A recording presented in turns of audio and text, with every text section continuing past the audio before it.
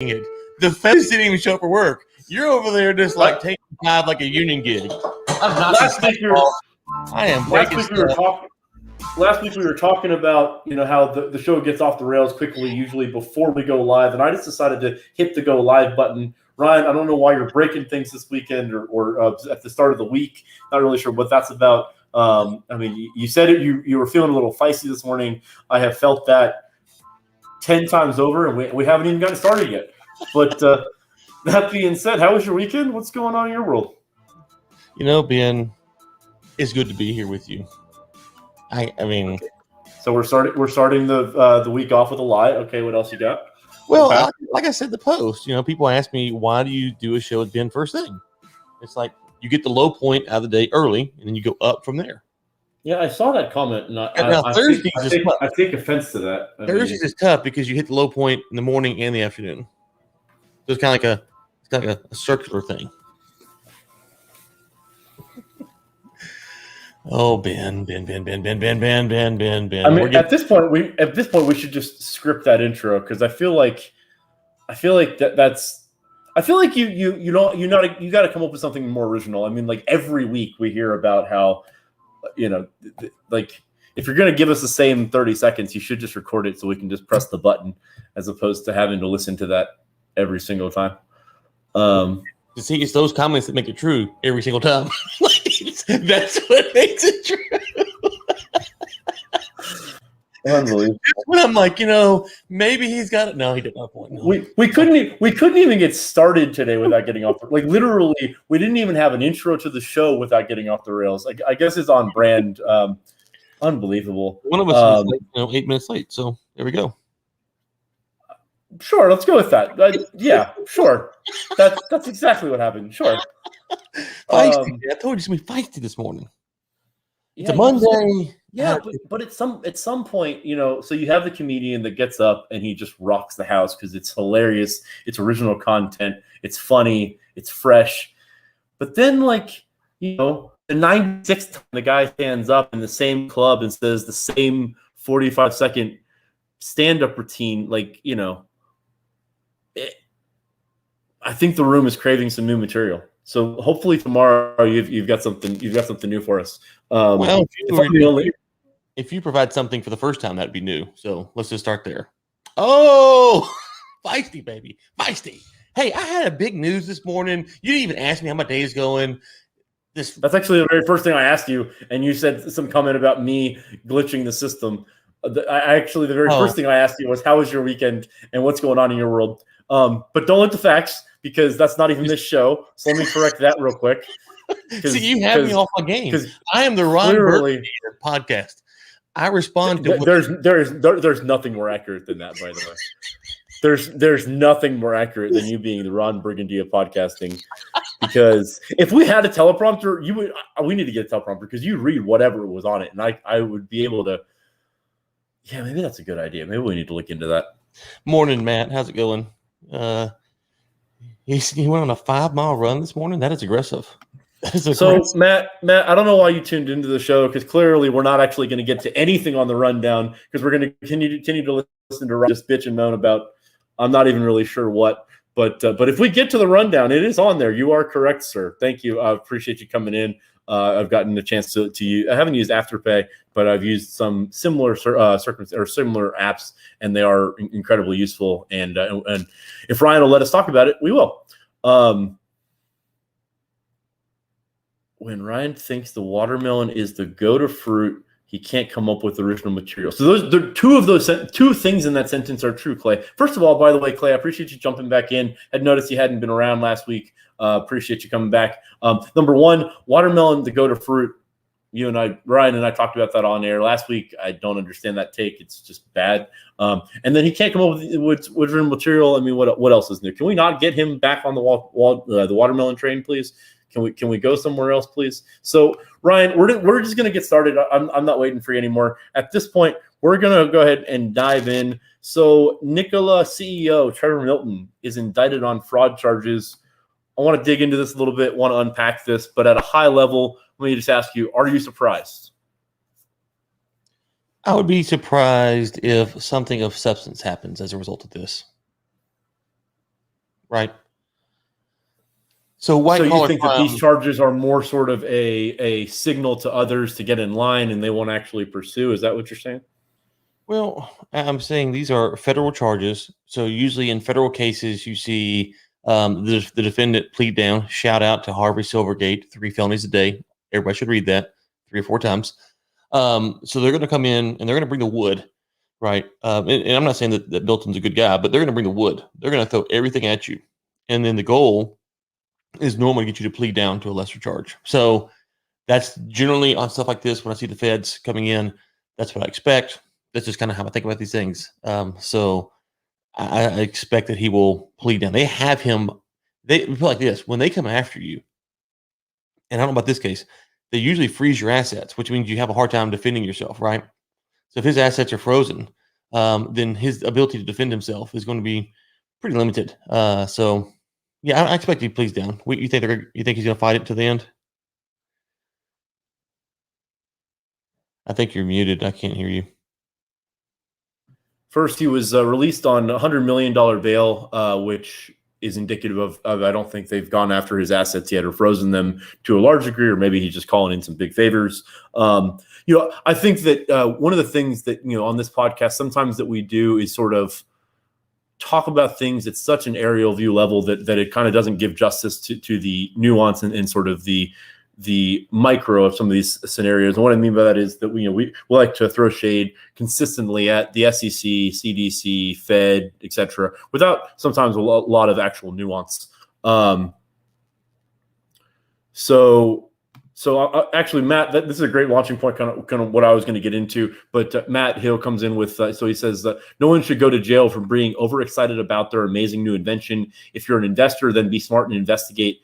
Is it really the investor's fault?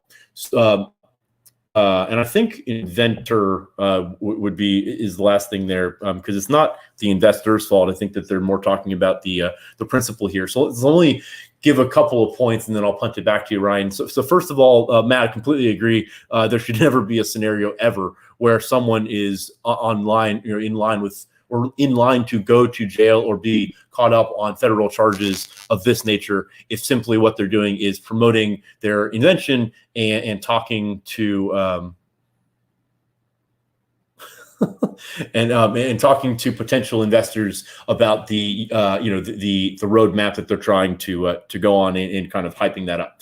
That being said, with Nikola, I think that there are substantive issues in the sense that they had major events where they were promoting this technology and stepping away from just talking about it. They were having demos that were clearly rigged. I mean, there's stories coming out now where they were having live demonstrations, and the trucks were being towed into place prior and then rolled downhill, and then those were being propped up as positive results. And oh my God, look at what we're doing. The company never sold a single truck, never sold a single one, but somehow what was the industry darling for a while, and the amount of liquidity given to the company and sort of, it was all based on, when you get down to the nuts and bolts, nothing, and I mean nothing, but what was being said. And so, Matt, I think there's to your point, I think there's a massive divide in this specific example and what you're talking about, because I completely agree that there should never be a scenario again where someone is criminally culpable for things that they are saying in the promotion of their company, their tool, what have you.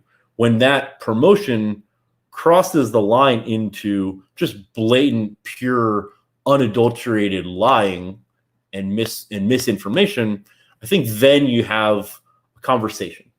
So I'm not saying that I believe, sitting here today, that Trevor Milton should go to prison. Ryan, to your point, I think that I do not think that the DOJ and the SEC are coming at this from a perspective of making an example of him, because if they were going to make an example of Nikola and make an example of Trevor Milton, who has to be next in line? Elon Musk has to be next in line, because he has done this to a greater degree for much longer, and in some instances much more targeted, and the government's clearly not coming after Elon Musk, because that would put an egg on their own face, right? And so I don't know. I think that Trevor might have stepped in one here. I mean, am I going to support him going to prison? No, but do I think that CEOs of startups like this should be able to do what he did with impunity? Also, I don't think the answer to that is yes. So I think the answer to that is no. So what is the Ryan, before you jump in, Matt, you're absolutely right. Couldn't have said it better. Great hashtag there. So what is the wire charge? Because that would seem to be the one that you'd be most concerned about, right? Yeah, I don't know. I don't know the specifics of the indictment. I didn't read that far into it, but he was caught up in it was 2 charges of securities fraud and 1 count of wire fraud. And then the SEC also filed a civil lawsuit against him personally. Right. So the SEC coming after you, that's a civil deal. That's a horse of a different color, and oh gosh, that's just.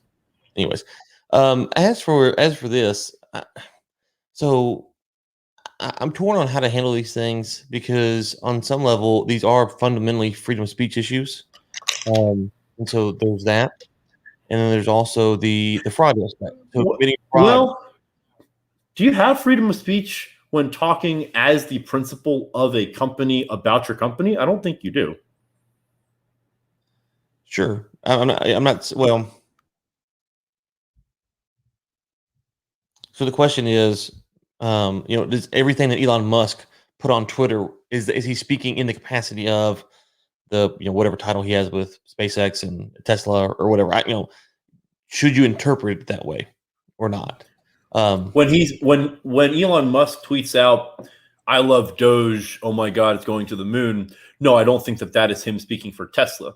But when Elon Musk tweets out, I'm going to take the company, I'm going to take Tesla public when we hit 420. Yes, he's clearly talking about the company, and he clearly, he's clearly in the seat of, in that scenario, CEO of Tesla. And I don't think that those things are appropriate. So I think it's much, you got to. He wasn't being serious though, and that's the fundamental problem. You say that. Well, they didn't. I mean, go private, so. Well, okay. I mean, you say he wasn't serious, but when it hit 420, what announcement did he make? He announced that he was having his people look at it. Now, was it like all a game? Maybe, but if it was all a game and for the benefit of the stock price, I think that is the point. Right? If you're playing games like that for the benefit of the stock price, that's the point. Well, I mean, it's all for the benefit of the stock price, right? Everything they do is for the benefit of the stock price, theoretically. Agreed? Okay, yeah. So I'm saying is, if you had Elon under oath and he said, "No, I was just being goofy," it's a tweet.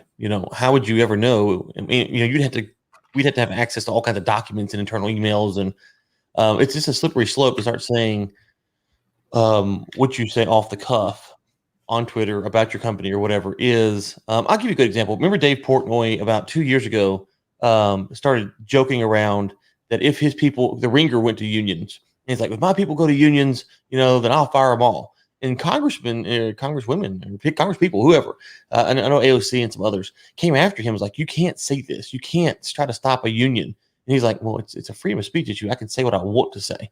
And his point was he was just kind of he probably would fire him, but B, he was just joking. And so, but how would you know? And should he not be allowed to say that publicly? I don't know why he shouldn't be. And so now, if you're making fraudulent claims to lure in investors, I do agree that there is a problem there and you should be held liable. I'm just not entirely sure how we determine when those claims are being made to lure in investors, right? So if you put out a tweet, you see what I'm saying? I mean, I see what you're saying. I don't agree. You don't agree with what?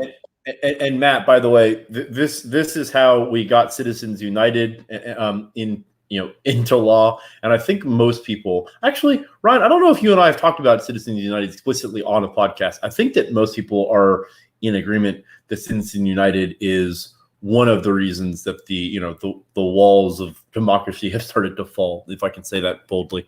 But I don't think there's many that would be in support of it, and I think that this is why, because you get to a point where are corporations ever culpable for the things that they say, or do they have the same protections? It's an interesting conversation, but I don't know if we can get through it all today.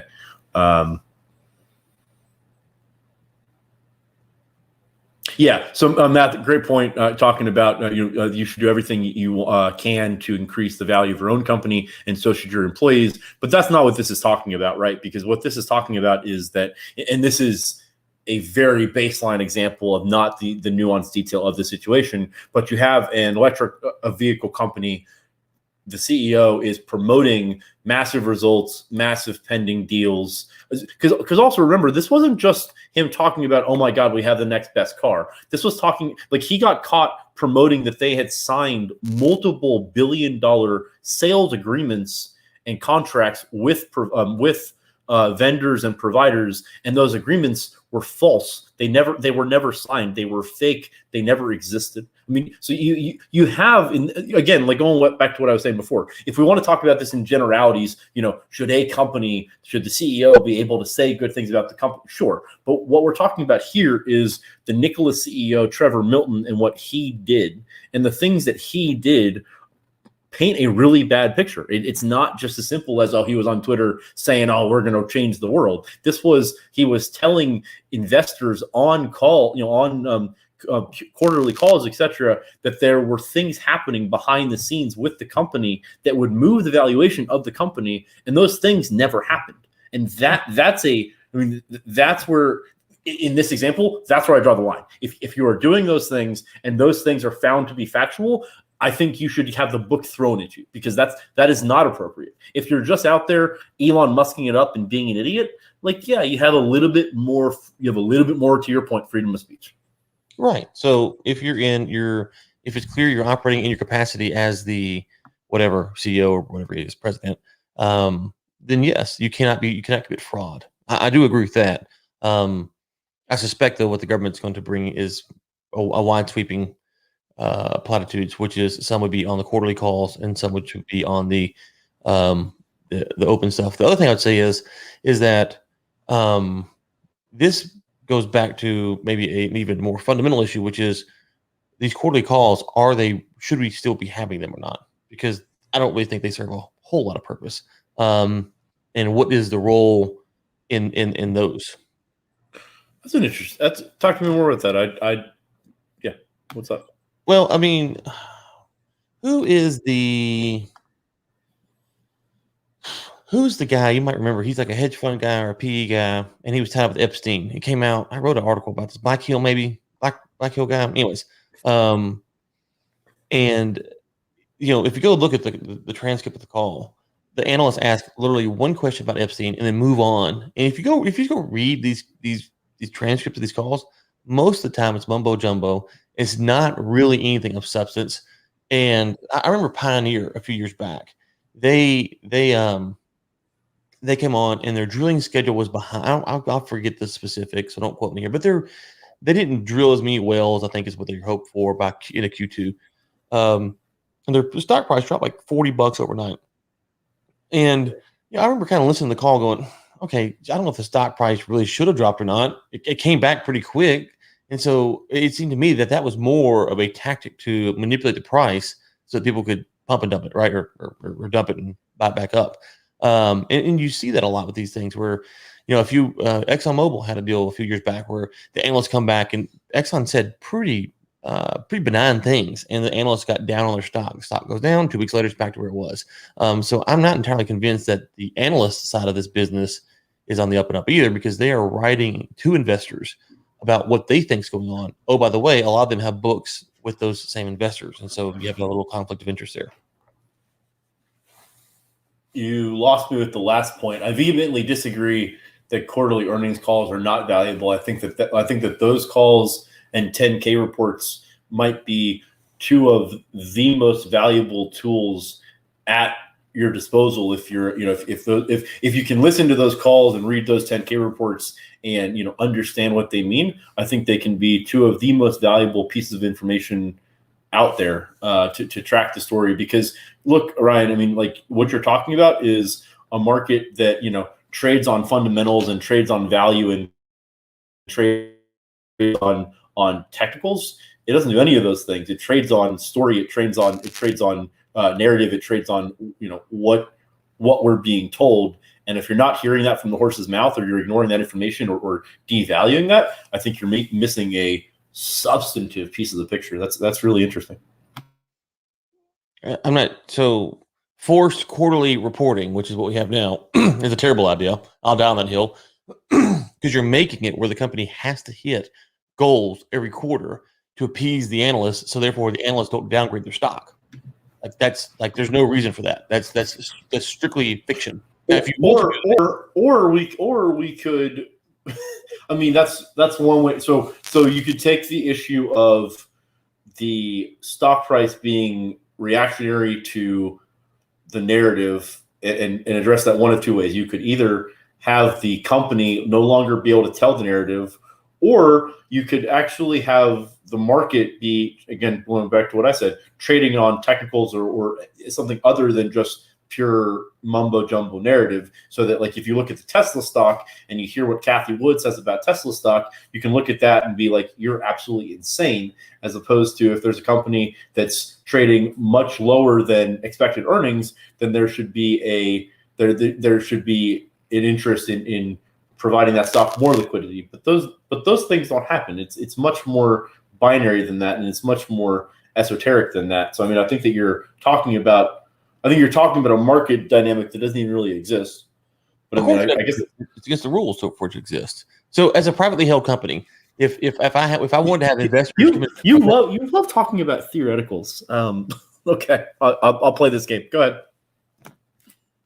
Well, I mean, we don't have to. I mean, we can go on something else. I'm just saying I don't think that the quarterly things are helpful. You know, my connection to that was you have Milton who's saying stuff, right? And you have analysts who are breaking down what he's saying, and then you have people who are buying based upon what the analysts are saying. What is the job of the analyst? And what is their responsibility in that? Because they do have books that they're selling to. So that would be the larger point. What you should do, to answer Clay's question, is each company should determine how often they want to report. And then the investors can decide whether or not they want to invest based upon the level of reports that they're getting.